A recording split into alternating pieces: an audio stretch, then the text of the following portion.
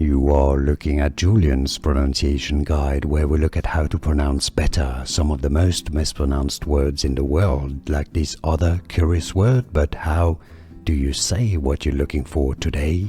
Let's learn how to pronounce this name of French origin, so it is most commonly used in French. Hence also perhaps this particular spelling.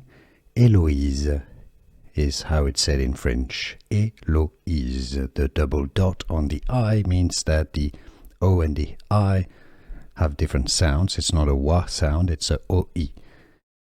Heloise. In French the H is silent. In English, Heloise or Eloise. How do you pronounce it? Let us know in the comments. Let's learn how to pronounce this name of French origin, so it is most commonly used in French. Hence also perhaps this particular spelling. Heloise is how it's said in French. Heloise. The double dot on the I means that the O and the I have different sounds. It's not a wa sound, it's a OI. Heloise. In French the H is silent. In English, Heloise or Eloise. How do you pronounce it? Let us know in the comments.